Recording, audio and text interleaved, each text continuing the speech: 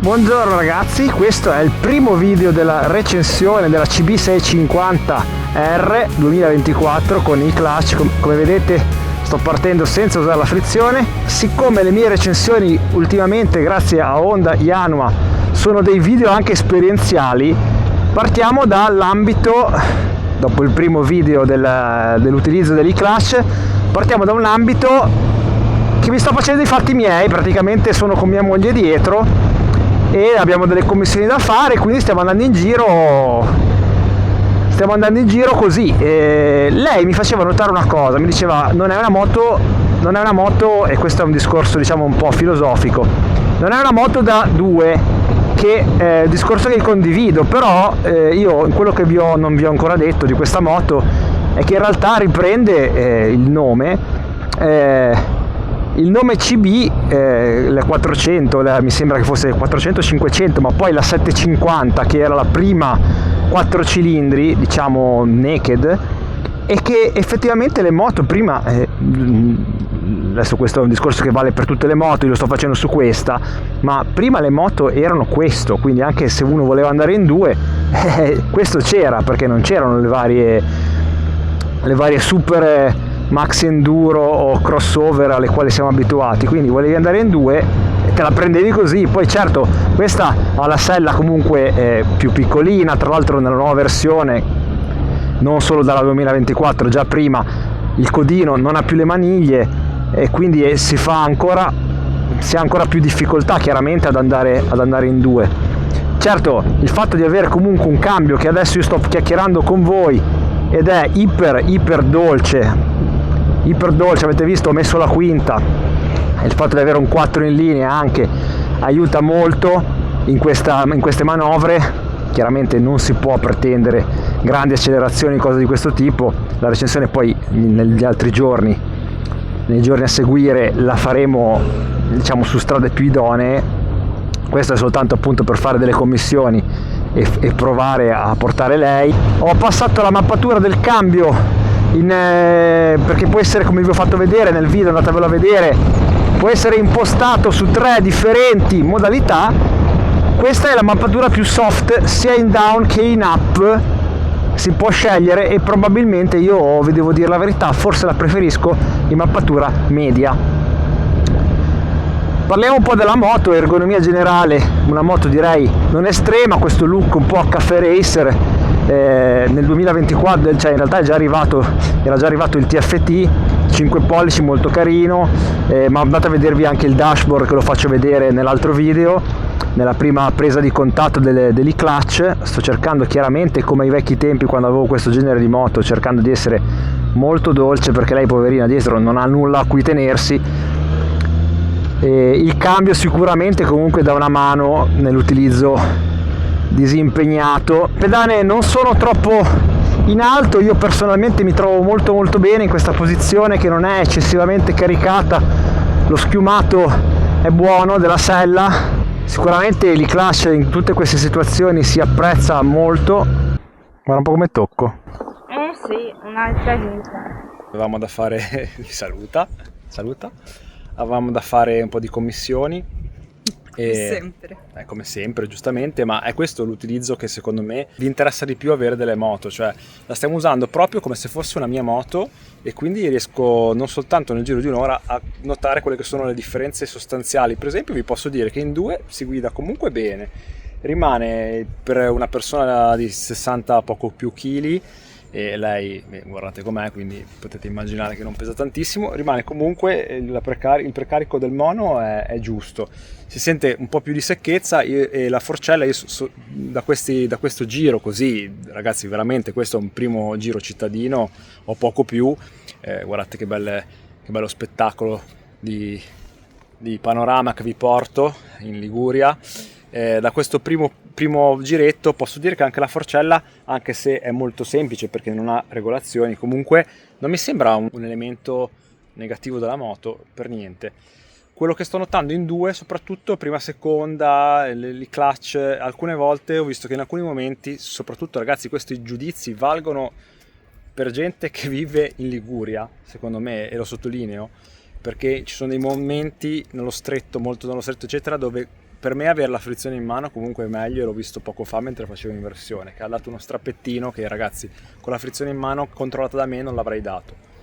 Validissimo, come già detto, per tutti quelli che si approcciano e che entrano nel mondo delle moto per la prima volta. Sicuramente top da quel punto di vista. E vi confermo che il cambio forse lo preferisco in modalità media, intermedia, come reazione lo sento un po' più presente. Se abbiamo anche la moglie dietro con lo zaino carico, guardate la ripresa,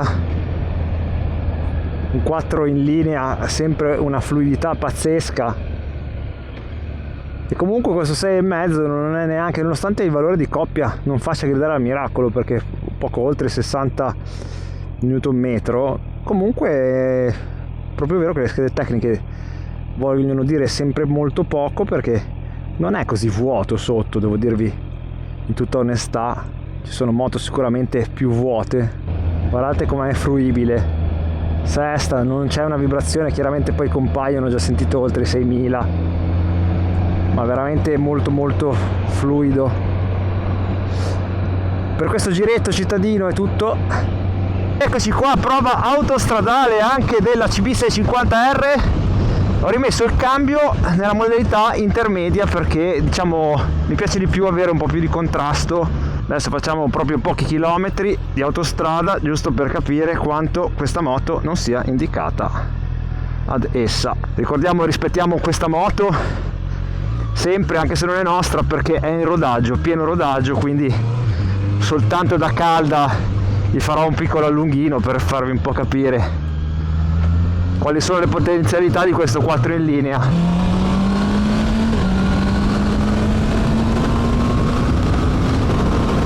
...130 indicati, 6.000 giri, compaiono vibrazioni ad alta frequenza sulla sella abbastanza fastidiose. Anche sulle pedane, diciamo che la velocità entro la quale non si sentono vibrazioni è 120, dove ci sono appena avvertibili sulle pedane. Aria si è completamente investiti e anche arretrare aiuta molto poco a proteggersi. La stabilità non è neanche impressionante, nel senso che comunque il fatto che sia abbastanza secca al posteriore fa sì che ci siano un pochino di oscillazioni, che quando prendete dei giunti, dei stacchi, diciamo che non è piantatissima. Vi faccio notare un dettaglio ora che siamo in Galleria Carino, che su una moto comunque, diciamo, medio base gamma abbiamo il tastino retroilluminato, non c'erano alcune ammiraglie. Le stesse Honda, la stessa Africa Twin non ce l'ha retroilluminati, che ne avrebbe sicuramente bisogno con tutti i tasti che ha. Questa ce n'ha uno solo, questo poi per il traction, per disabilitarlo. Vi parlo di quelle che sono secondo me un po' i lati carenti di questa moto, o meglio quello che a me personalmente non è piaciuto, e qua entriamo nel parere personale. Non vi posso dire che è un problema certamente, ma il parere personale, la sensibilità di ognuno di noi porta a dire quello che secondo alcuni sono dei difetti, per altri no. Per me sarebbe questo un difetto al quale non vorrei cioè mi dispiacerebbe proprio prendere una moto che ha un 4 in linea, che come potete vedere, ragazzi, guardate che roba, ovviamente riprende da 2000 giri, anche sotto i 40, adesso ho una macchina dietro, non voglio rallentare di più, ma ovviamente con l'elasticità di un 4 in linea. E avere la gestione del gas, adesso sono un po' di giorni che la sto guidando, non ho fatto amicizia con la gestione del gas di questa moto, non mi piace la corsa iniziale e non mi piace neanche questo on-off che si verifica, che proprio strappa. È una cosa che magari alcuni di voi siete abituati ad altre moto, non vi dà fastidio, a me dà fastidio. Quello che mi piace, come vi ho già detto forse in un altro pezzo di video, avere il blocchetto qua, quindi avere tutta la moto un po' più corta, un frontale che quando me la sono vista in garage, e questo secondo me comunque fa parte della recensione. Vedete, una moto, un oggettino veramente carino, curato, bello. Secondo me sì, potrebbero metterci mano sistemando un po' queste cose, renderla un po' più moderna. Adesso non voglio arrivare a dire del telaio di metterlo in alluminio, e magari anche un telaietto posteriore mi piacerebbe vederlo scomponibile in alluminio, anche lui in alluminio. So che queste cose non arriveranno, non credo che dovrebbero arrivare quantomeno, Il motore, un motore pastosino, brioso, un 650 tradizionale, anteriore abbastanza corto, raccolto, una posizione di guida un po' sì, un pochino da caffè racer che mi piace molto. Devo dirvi che il manubrio stretto è proprio, mi ci trovo bene, anche una zona di calzata come vedete stretta, una forcella che a me piace perché comunque è ben controllata, il mono un po' meno. Adesso ragazzi ovviamente non siamo più in piena estate, quindi la strada come vedete ha piovuto tanto nei giorni scorsi. Vi devo dire che di questa moto si apprezza comunque una buona plasticità, una buona molto omogenea nelle sue azioni, abbastanza prevedibile. È un bel ruggitino quando si apre sotto coppia, quando questi condotti portano aria. Tende un po' su queste sconnessioni che ho preso adesso a pompare il mono, e poi questo modo che ha di ridarti la coppia quando riprendi in mano il gas, che a me non piace proprio.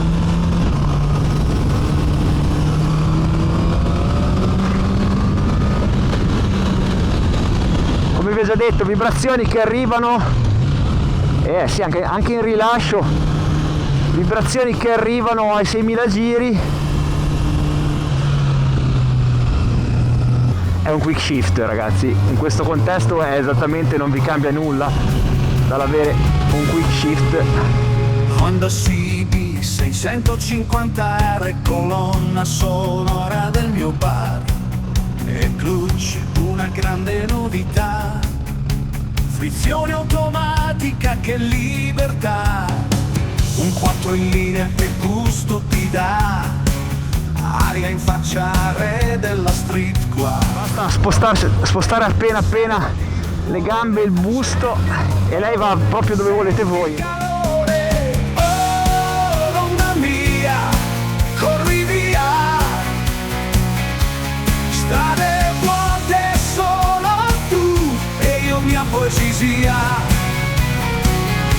notti d'estate, luci in città,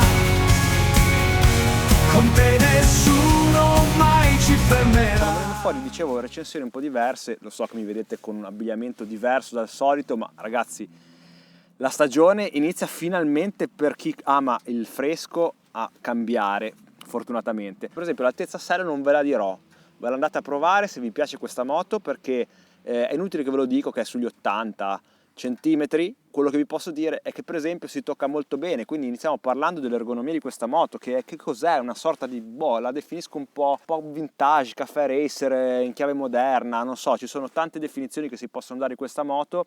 Quello che vi posso dire è che è un parere assolutamente soggettivo mio personale, ma a vederla in garage comunque sappiate che fa una bella scena. Ho lasciato appositamente il mio casco sopra perché è un nero opaco, un po' quasi come è la moto. Mi piace vedere lì il mio Shoei sopra questa moto, e la vedete con questo occhio che ora adesso poi vi farò vedere, che è molto simile full LED, mi ricorda molto la Brutale, così come il blocchetto della chiave d'accensione direttamente sopra a serbatoio, che quindi vi libera spazio, forcelle Showa, come vi ho detto già nell'anteprima di questa moto, dove ho parlato proprio del primo video iniziale, ho parlato del cambio e ho parlato anche un po' delle dimensioni principali della moto. Ovviamente ragazzi, descrivere un 4 in linea è molto fluido, molto facile.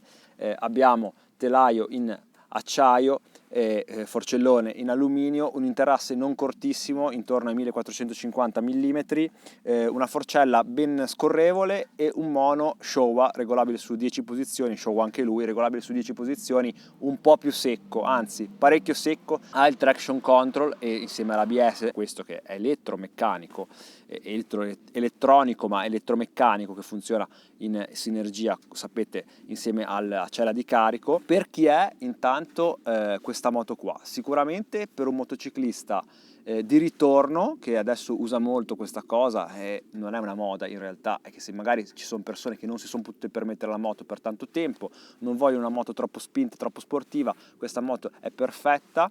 io spererei appunto in una gestione del gas migliore, che è direi un po' l'unico difetto che io ho trovato a questa moto, insieme a un freno posteriore che se magari siete neofiti non ha tantissimo mordente, dovete più fare affidamento sul freno anteriore con leva regolabile, quella della frizione no purtroppo, ma un freno posteriore che serve soltanto per rallentare, un 4 cilindri in linea che comunque è abbastanza scorrevole.